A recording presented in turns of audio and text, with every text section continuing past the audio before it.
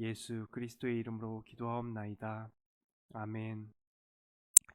오늘 우리에게 주신 하나님의 말씀은 역대상 12장 1절부터 22절 말씀입니다.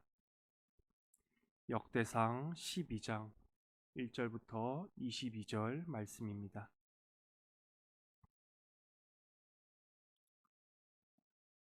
서로 교독하도록 하겠습니다. 제가 먼저 읽도록 하겠습니다. 다윗이 기스의 아들 사울로 말미암아 시글락에 숨어 있을 때에 그에게 와서 싸움을 도운 용사 중에 든 자가 있었으니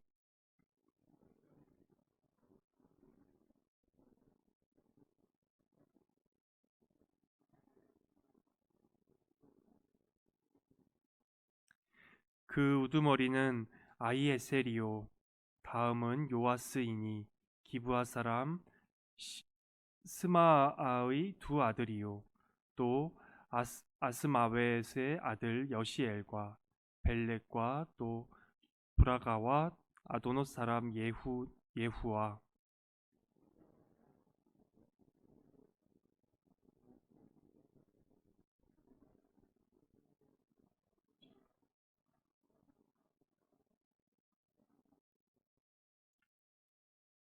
엘루세와 여리목과 부아랴와 스마랴와 하룹 사람 스바랴이며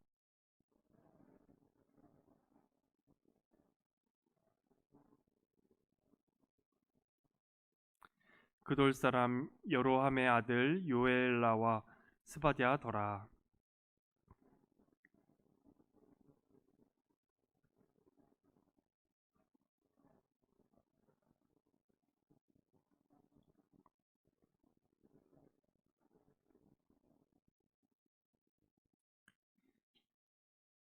그 우두머리는 에셀이요 둘째는 오바댜요 셋째는 엘리압이요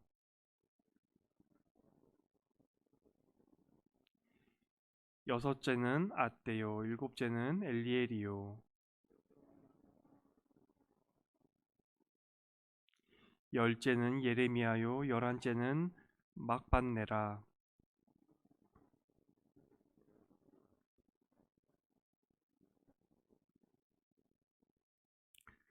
정월에 요단강 물이 모든 언덕에 넘칠 때에 이 무리가 강물을 건너서 골짜기에 있는 모든 자에게 동서로 도망하게 하였더라.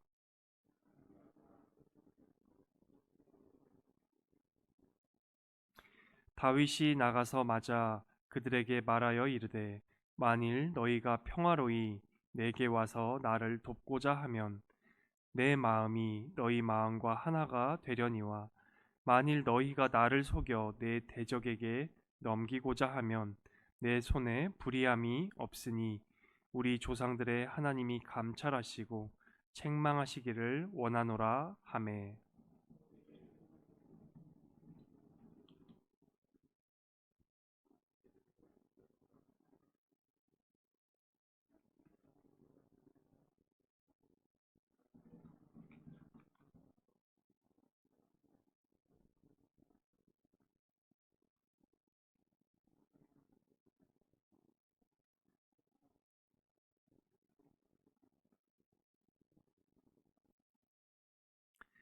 다윗이 전에 블레셋 사람들과 함께 가서 사울을 치려 할 때에 므낫세 지파에서 두어 사람이 다윗에게 돌아왔으나 다윗 등이 블레셋 사람들을 돕지 못하였음은 블레셋 사람들의 방백들이 서로 의논하고 보내며 이르기를 그가 그의 왕 사울에게로 돌아가리니 우리 머리가 위태할까 하노라 함이라.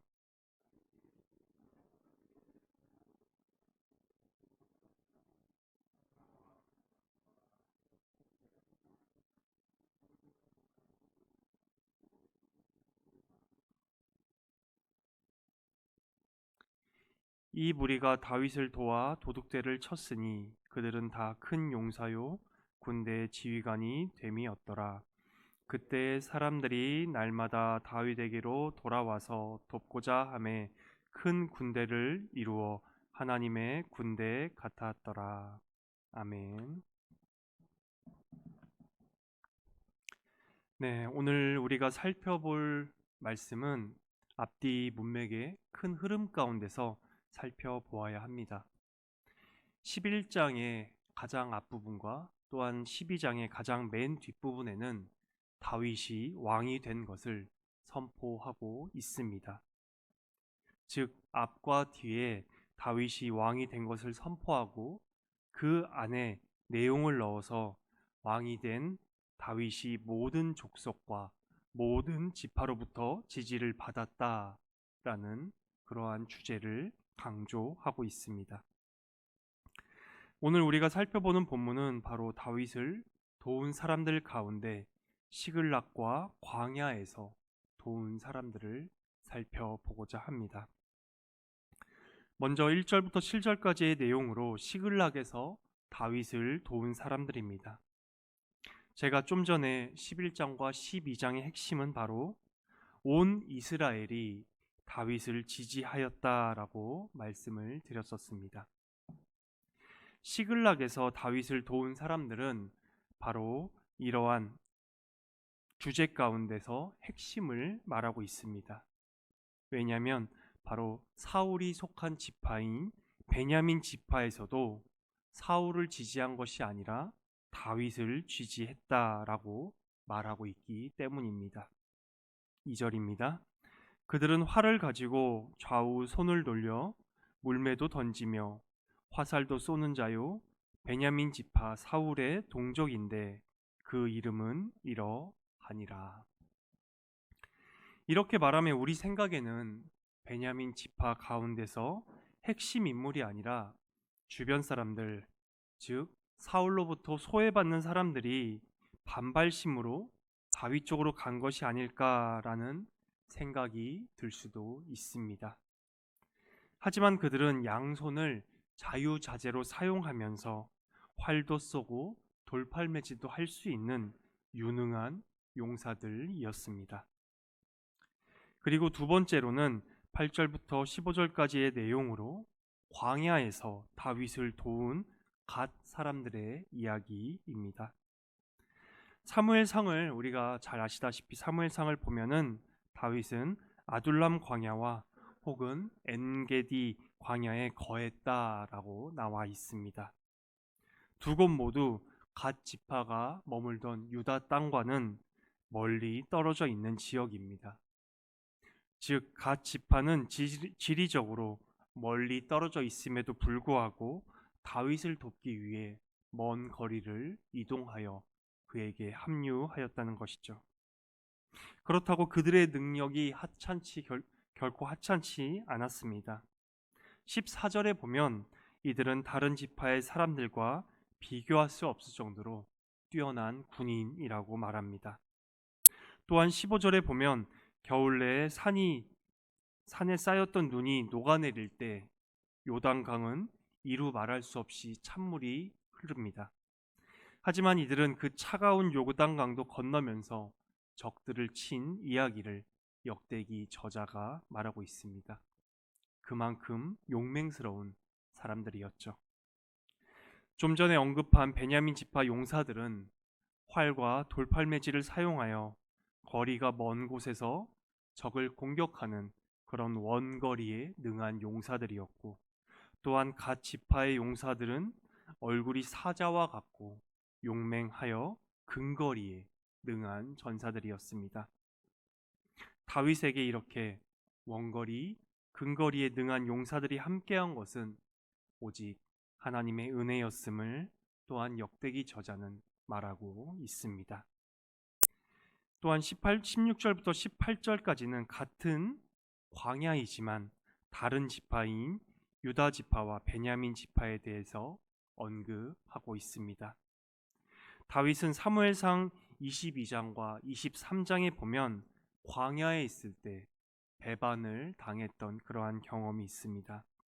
그렇기 때문에 다윗이 유다와 베냐민 지파 사람들에게 자신을 적으로 넘길 때에 대해서 두려워한 점이 우리로서는 충분히 이해가 되는 대목입니다. 17절입니다.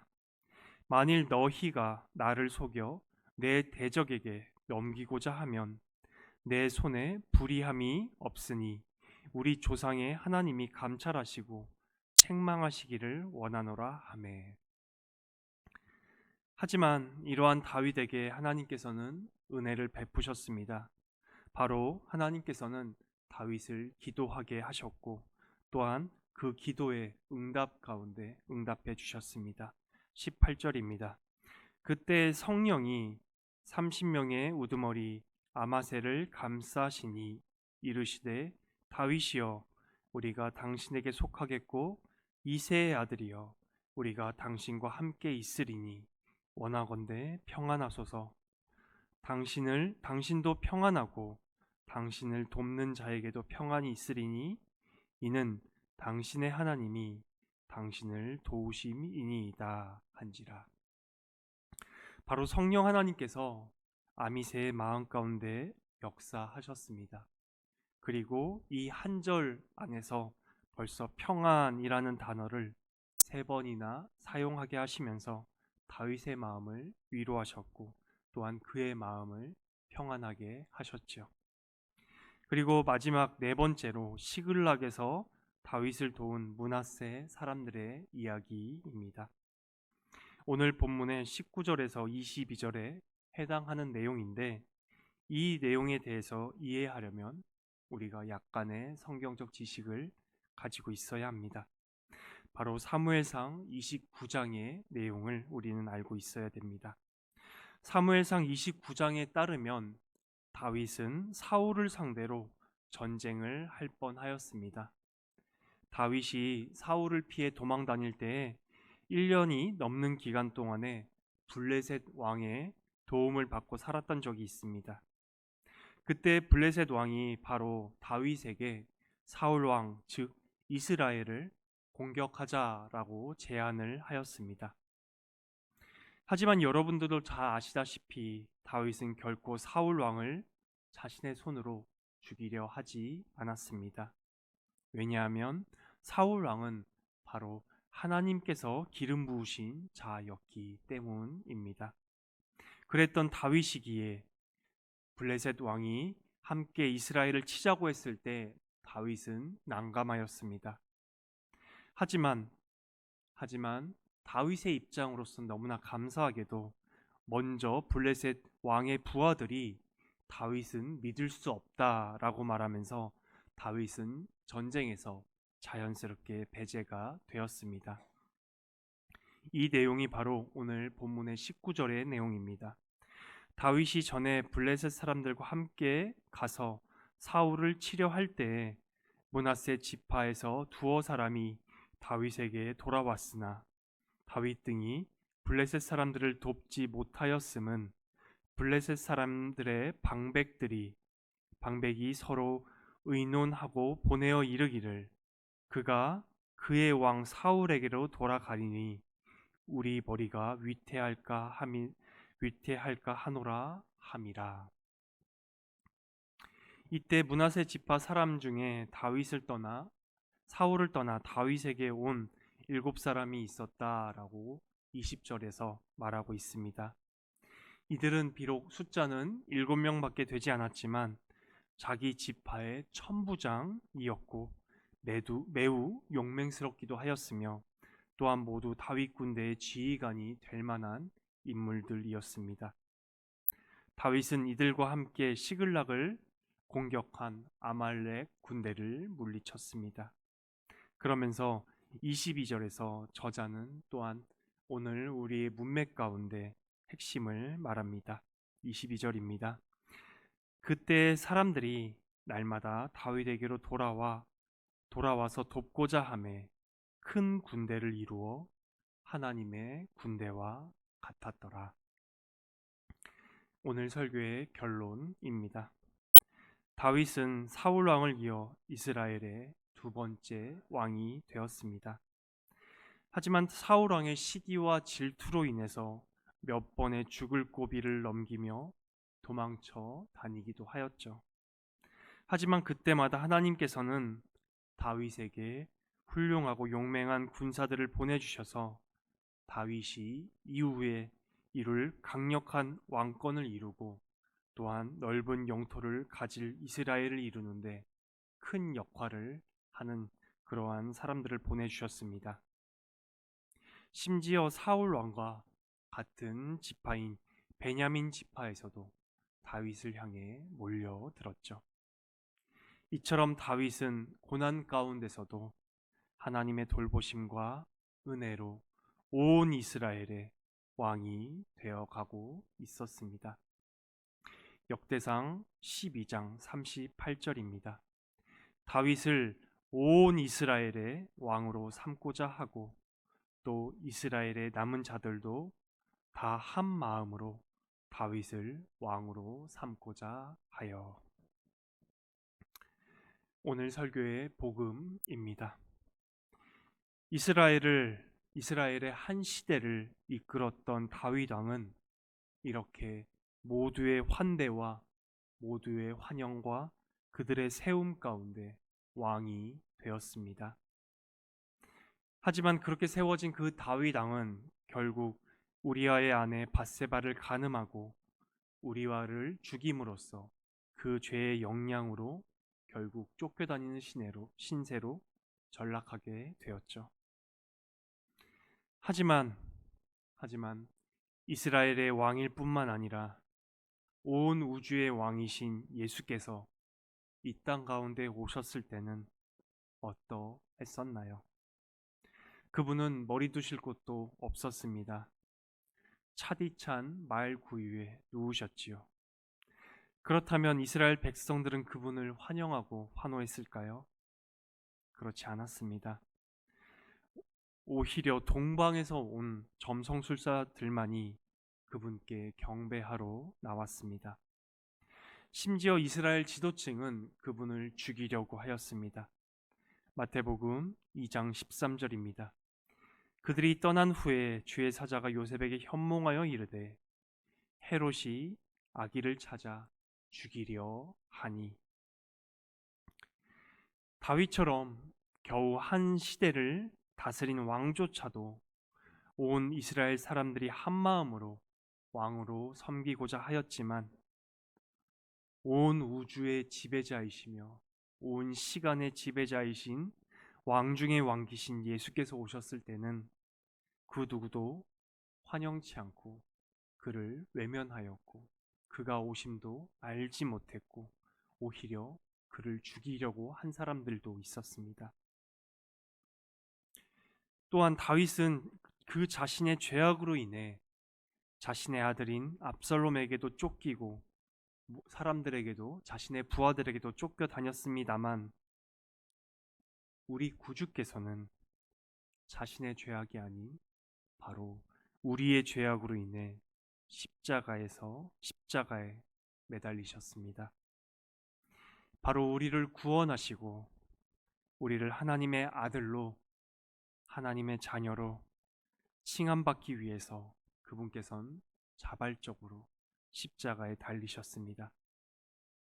다윗은 자신의 죄악으로 인해 고난받았지만 우리 구주께서는 바로 우리가 저지른 죄악으로 인해 대신 고난받으셨습니다. 그분께서 고난을 받으셨기 때문에 우리는 그리스도 안으로 아무런 조건 없이 자격 없이 초대받을 수 있습니다. 그리스도께로 오십시오. 그리스도께로 오십시오. 그 위대하고 찬란하고 아름다우신 우리 왕께서 우리를 부르십니다. 우리에게 쉼을 주시기 위해 부르십니다. 우리에게 자유를 주시기 위해 우리를 부르십니다. 우리에게 평안을 주시기 위해 우리를 부르십니다.